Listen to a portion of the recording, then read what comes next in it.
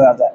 যিনি দুনিয়ায়ও আমাদের অভিভাবকের দায়িত্ব পালন করছেন, যিনি পরকালেও অভিভাবকের দায়িত্ব পালন করবেন, যিনি জান্নাতে আমাদের সাথে দেখা করবেন, যিনি জান্নাত আমাদের জন্য উপহার হিসাবে রেখেছেন, সেই মালিকের কাছাকাছি যদি সেজদার মাধ্যমে যাওয়া যায়, এর চাইতে শ্রেষ্ঠ সুযোগ, এর চাইতে শ্রেষ্ঠ অপার মুমিনের জীবনে আর দ্বিতীয়টা হতে পারে না। ঠিক কিনা বলেন?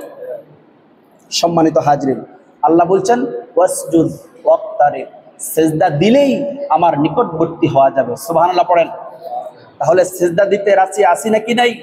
ক্ষুদ্র দাস যদি তাহাজ্জুদের নামাজে দাঁড়িয়ে সেজদার ভিতরে গিয়ে চোখের জলের বাঁধকে ভেঙে দিয়ে আল্লাহকে বলে, আল্লাহ, যেই মামলায় পড়েছি এটা সমাধান হওয়ার কোনো পথ খুঁজে পাচ্ছি না, যে অসুস্থতার ভিতরে মালিক পড়ে গেছি, ডাক্তাররা কোনো চিকিৎসা দিয়ে কুল কিনারা পাচ্ছে না, রোগটা মহামারী আকার ধারণ করেছে, এমন রোগ ধারণ করেছে পৃথিবীর কোনো হাই অ্যান্টিবায়োটিক দিয়ে কাজ হচ্ছে না, মালিক যে ঋণগ্রস্ত হয়ে গেছি, এই ঋণটা পরিশোধ করার মতো অবস্থা আমি খুঁজে পাচ্ছি না, আমি যে অপমানের মধ্যে পড়ে গেছি, আমি সম্মানকে তালাশ করছি, মালিক তুমিই তো সম্মানের মালিক, তুমিই তো ইজ্জতের মালিক, তুমিই তো ক্ষমতার মালিক, তুমিই তো সম্পদের মালিক, আমি তো ফকির, তুমি তো মহাধনী, তোমার সাথে কারো তুলনা হয় না।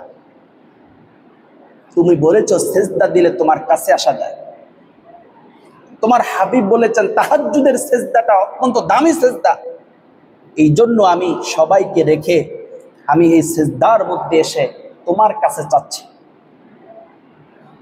এই সময়ের দোয়াটা কবুল হওয়ার সবচাইতে বেশি সম্ভাবনা থাকে।